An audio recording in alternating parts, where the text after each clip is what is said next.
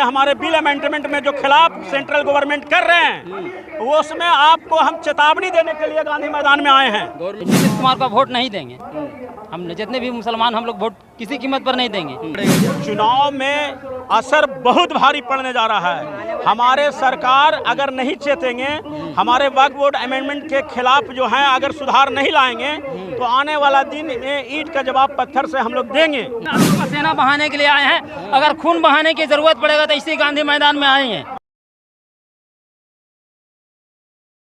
क्या करने के लिए पटना के गांधी मैदान में जो भीड़ जमा हुई है, क्यों आई है? हमने पटना गांधी मैदान में आए हैं। बिहार, झारखंड, उड़ीसा, ये जो मेरी सरकार वक्फ बोर्ड की जमीन ले रही है, ये हमारी पूंजी है, ये हमारी संपत्ति है।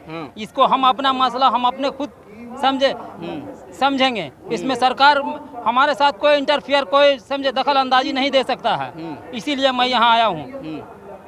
लेकिन आपके राज्य में जो सरकार है, उन्होंने कहीं ना कहीं पूरी तरीके से सरकार बीजेपी को समर्थन दिया वक्फ के मामले में। नहीं, नीतीश कुमार ने कहीं नहीं दिया। वक्फ बोर्ड के हमेशा नीतीश कुमार खिलाफ ही काम किया है। जी, मेरा वक्फ बोर्ड का कुछ इस बार इलेक्शन में क्या करेंगे उनका इस बार इलेक्शन में हमने नीतीश कुमार का वोट नहीं देंगे।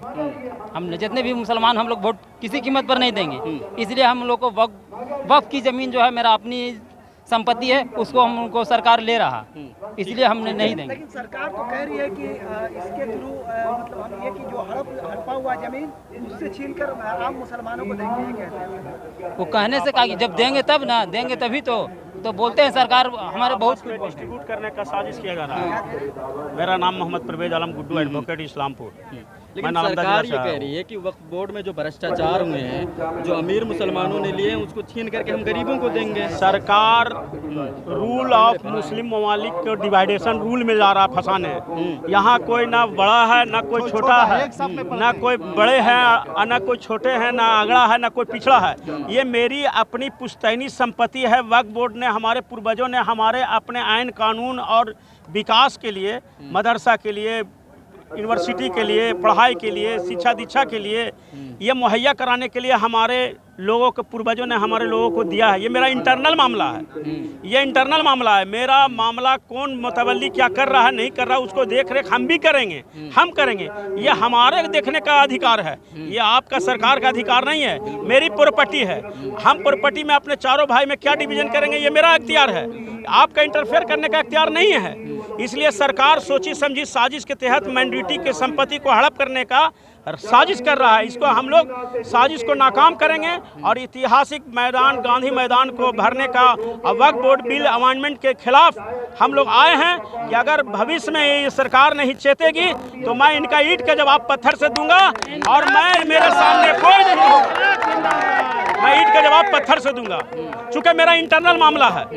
ये इंटरनल मामला में सरकार कुछ नहीं कर सकती। कहीं ना कहीं आम मुसलमानों के जहन में ये भ्रम फैलाया गया, ये अफवाह फैलाई गई कि वक्फ में जो भ्रष्टाचार हुआ वो आपके उलमाए किराम ने किया है।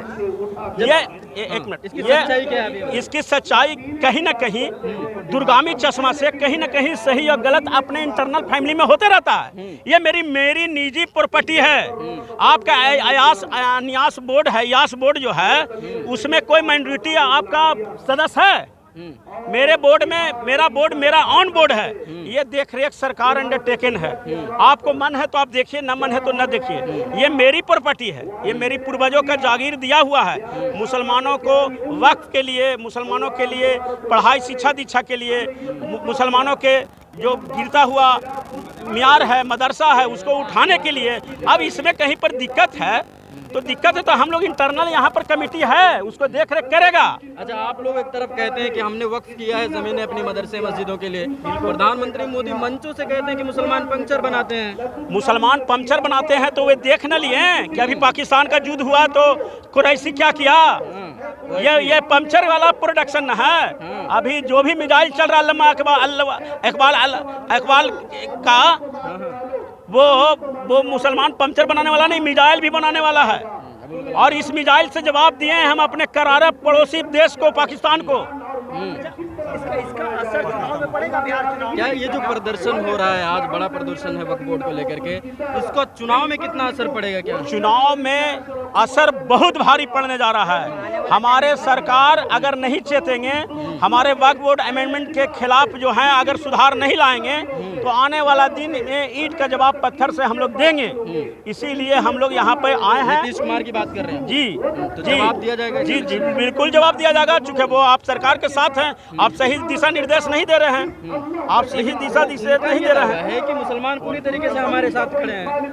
उनका ये दावा है कि मुसलमान पूरी तरीके से हमारे साथ खड़े हैं। अरे भाई, मुसलमान पूरी तरह से खड़े हैं, हमारे बिल के खिलाफ हैं, हमारे 3 तलाक के खिलाफ हैं। आप कैसे खड़े हमारे साथ हैं? अगर हमारे साथ खिलाफ रहते, खड़े रहते तो आप हमारे बिल के खिलाफ समर्थन में थोड़ी वोट देते। कैसे हम समझें? वक्फ बोर्ड की जमीन के खिलाफ है हमारे। वक्फ बोर्ड के जमीन का जो अतिक्रमण किया जा रहा है, इतना बड़ा जो मजमा गांधी मैदान में जमा बस है, ये क्या इसीलिए मैसेज देना चाह रहे हैं पटना से? मैसेज यही देना चाह रहे हैं कि हमारा जो है उसी पे रहना चाहिए। हमको 2 पार्ट में ये गरीब अमीर हम लोग सब एक सफ में रहने वाले हैं। अमीर गरीब कहीं पे कोई इसका यही है नहीं है। ये इन्होंने डिवाइड करके हमें बोर्ड को डिवाइडेड करना चाह रहे हैं। हम लोग एक जगह हैं, 1 गिलास पानी पीने वाले हैं, एक प्लेट में खाने वाले हैं। अगर अमीर भी हैं और गरीब भी हैं, बड़े भी हैं, छोटे भी हैं, राजा भी हैं, फकीर भी हैं, सब एक ही साथ रहने। अगर ये हम सरकार जो भी कर रहा है, हम सरकार के जो गलत स्टेटमेंट किया है वो गलत है। लेकिन अमित शाह कह रहे हैं कानून पास हो गया है, मानना तो पड़ेगा। कैसे मानना पड़ेगा? इससे ज्यादा बड़ा कुर्बानी आएगा तो वो भी दिया जाएगा। अच्छा, हाँ पूरी तरीके से हाँ, इसमें कोई ये नहीं है। मैदान में अभी पसीना बहाने के लिए आए हैं, अगर खून बहाने की जरूरत पड़ेगा तो इसी गांधी मैदान में आए हैं। एकदम हाँ, खून बहाने की जरूरत पड़े तो इसी गांधी मैदान में फिर हम आए हैं। कोई रंग नहीं है। हमारा रंग सिर्फ इतना ही है कि हमारे बिल अमेंडमेंट में जो खिलाफ सेंट्रल गवर्नमेंट कर रहे हैं वो उसमें आपको हम चेतावनी देने के लिए गांधी मैदान में आए हैं। गवर्नमेंट को कि हमारे इंटरनल वक्फ बोर्ड बिल अमेंडमेंट में कोई हस्तक्षेप नहीं किया जाए। ये हमारी पुश्तैनी प्रॉपर्टी है, ये हमारा अपना बोर्ड है। इस बोर्ड में, मेरा बोर्ड में हम क्या करेंगे, सही गलत का निर्णय करने वाला हम लोग खुद हैं। अच्छा, वो कह रहे हैं कि वक्फ बोर्ड में जो महिलाएं नहीं शामिल होती थी उनको भी शामिल किया जाएगा। आप महिलाओं के अधिकार की बात कर रहे हैं। वक्फ बोर्ड का जो कानून होगा, जो आइन होगा, वो वक्फ बोर्ड के बिल के अमेंडमेंट के आधार पर जो मैंडेटरी का होगा उसको देखा जाएगा। ये आपका नहीं चलेगा कि इसमें हम अमुक आदमी को हम बोर्ड के सदस्य बनाएंगे, अमुक बिरादरी को बनाएंगे। नहीं, ओनली फॉर माइनॉरिटी। इसमें ना अगड़ा है, ना पिछड़ा है, ना अमीर है, ना गरीब है। आप हिंदू भाई को अगर वो आप एग्रेसिव कर रहे हैं तो उनका खैर मुकद्दम है, उनके लिए शिलान्यास बोर्ड है, उसमें कोई मुस्लिम नहीं है, उसमें कोई मुस्लिम नहीं है।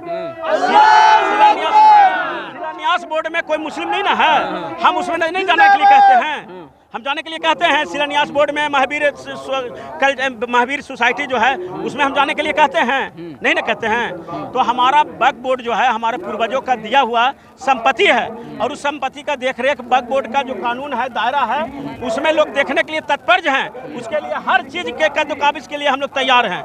और उस अमेंडमेंट में गलत जो आइन कानून को लाया गया है वो उसका हम खिलाफ करने के लिए आए हैं। हम ये परेशानी कहाँ आ रही है? अगर सरकार ये बात कह रही है कि हम अमीरों से छीन करके पसमानदा जो गरीब मुसलमान रह गए उनको देना चाह रहे हैं, ये मेरा मामला है ना। मेरे घर को आप देखने वाला नहीं ना हो। हमारे घर में गरीब भी भाई है, अमीर भी भाई है, पड़ोसी भी है, वो हम ना देखेंगे। आप देखने वाला कौन होते हैं?